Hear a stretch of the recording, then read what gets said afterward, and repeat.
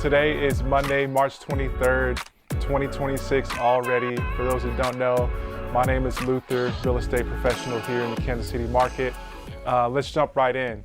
Today I'm going to talk about real estate investment operations. Okay, some of the key concepts or key points that you may want to keep in mind as you are growing your portfolio, purchasing real estate, doing renovation projects, and dealing with property management. So when I think of real estate investment operations, I kind of think of it as the movement and the management, okay? And this will probably end up being a series where I talk about different things pertaining to the operations, right? But it really mostly comes down to dealing with renovation projects, which means you're going to be working with contractors, or you yourself may be hands-on and doing the labor and getting the materials and so forth. And then also I lump property management, okay, into the operations as well, which of course includes maintenance, ongoing maintenance, because I know if you're tuned in, you're either investing or you aspire to invest, or you're working with investors already. And a lot of us are taking on renovation projects, and a lot of us are dealing with rental properties, which is, it's going to be nonstop, okay? If you're dealing with renovation projects, you or yourself, you or someone else is going to be working on the properties. And then if you're holding rentals, you're either going to outsource it or you may do it in-house somehow, okay? So I just got a few bullet points. Hopefully this will go 10 or 15 minutes, and then I'll circle back in the future and continue the conversation. So I appreciate y'all tuning in. One of the biggest things, it's at the top of the list, is follow-up, okay? It's huge, not just in business, not just in real estate investing, but in life. And it really makes me think of the times when I have met or worked with an investor who is out of state, like they're not living where they are investing. And when we do that, I've never done it, but when an investor does that, it automatically makes it even more challenging to follow up, because you got to think about it. You know, if you're out of state and you're investing in Kansas City, right? That's where we are. Most of my clients are out of state investors. You already may be hiring someone, it's a third party, right? Who is not in on the deal, meaning that they, you know, probably don't own that property, okay? Their MO, right, may be a little bit different than what your MO is as an investor. And this goes for the renovation projects, as I mentioned, and it also goes for the property management and maintenance. And you already are at a disadvantage, I would say, because, you know, it's just going to be hard to oversee that process. I mean, it's hard enough for us to oversee the process of the maintenance and the renovation project or the property management. However we have it structured, when we can get to the property within 15 to 30, maybe 45 minutes. So as you can imagine, if you're out of state and you've hired a third party and they are commissioned or contracted to do X, Y, and Z, you are going to have to follow up somehow. So if you're out of state, how does that look? So it's going to be very, very challenging. And by the way, I mean, I want to share a little bit about my background before I get too carried away, so that hopefully this will inspire you and show that, you know, there is some credibility here and that we're not just making this stuff up. I'm a former property manager. I'm also a licensed real estate broker in Kansas and Missouri. I have my own investment portfolio. Okay, so 2014 through 2018, I was working for property management companies, and I had started a couple, property management companies during that time as well. Going into the business, I got serious about it in 2014 and 2015. The first 3 companies that I did business with were indeed property management companies. So it allowed me to see firsthand, again, the movement and the management of a real estate investing business or operation, okay?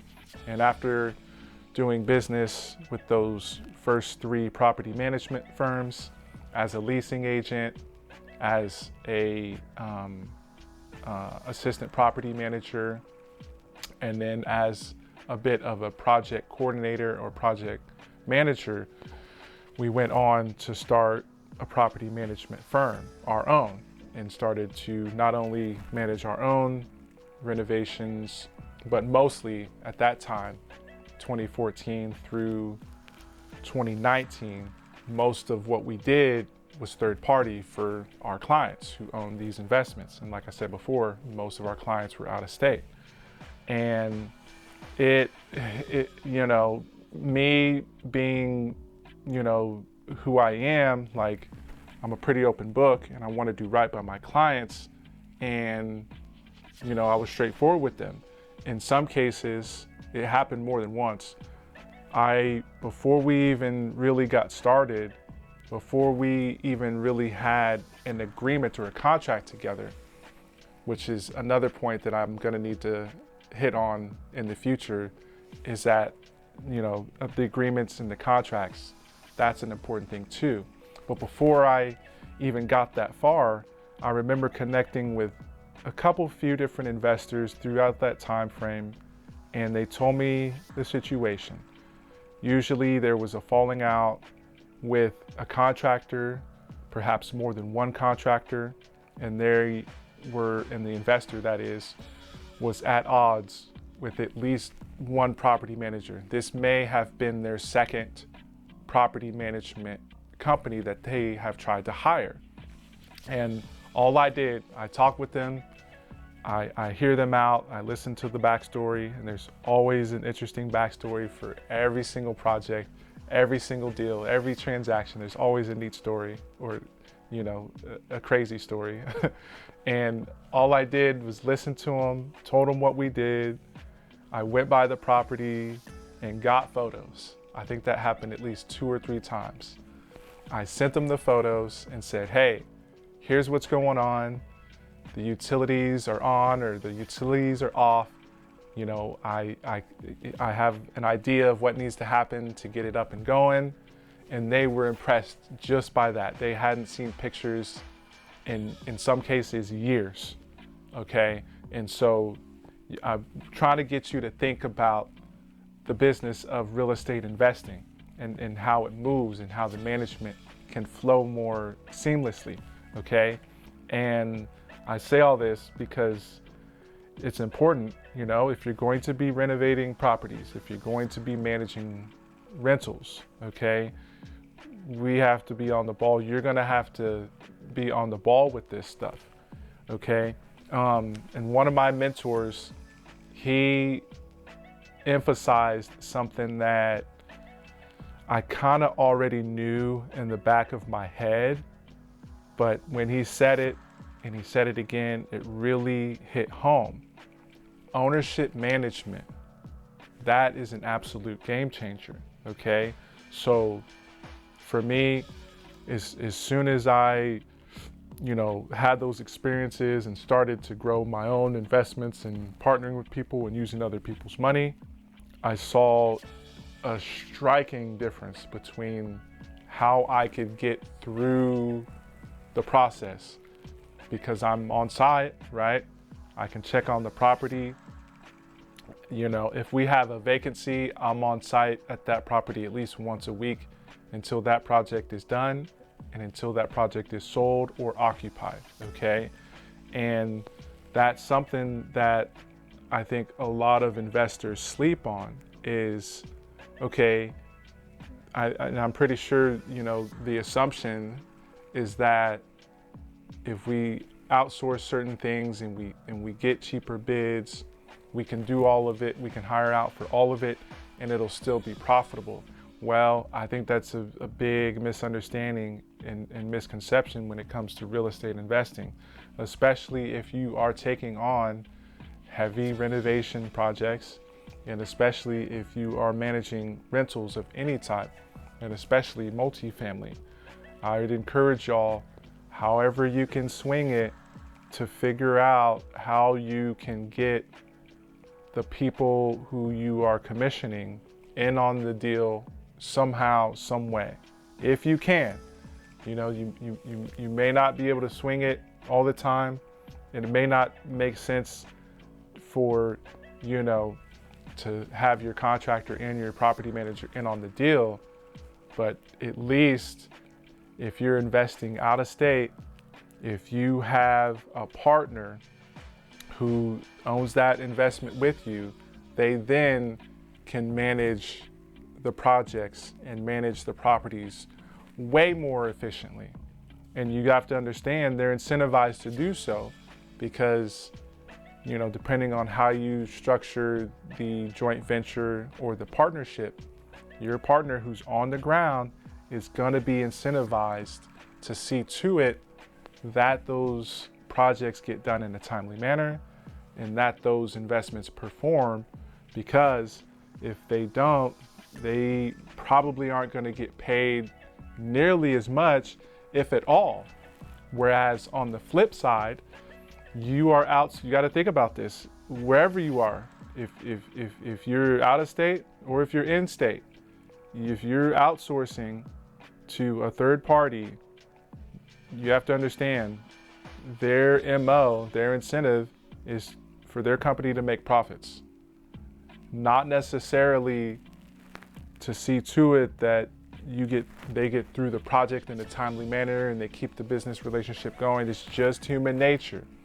It may go okay for a while, but at some point something's going to flip, something's going to change, and you have to think about, especially those who are already in the mix. If you're watching this and you're already investing, you already know what it is. I know this is going to ring true for you, especially for those contractors and property managers who are investing or have experience investing.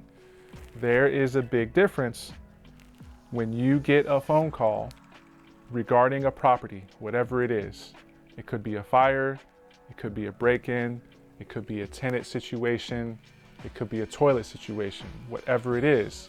There is a difference in how you move and how you handle that situation when you own that investment and when you don't, and you're just being commissioned or you have an agreement to do it for a third party, okay?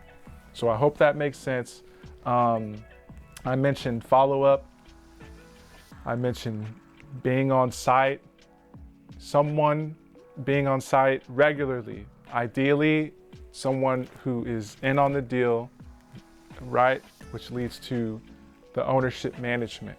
So I know I talked about a few different things, but hopefully this will encourage you and to get some clarity, shed some light on the real estate investment operations and just some of the thought processes that you may be going through, your business partner may be going through, and whoever your contractors, your subs, whoever you're hiring to help you through this process, having a better understanding of their thought process and what they might be going through and how you can better communicate through that process.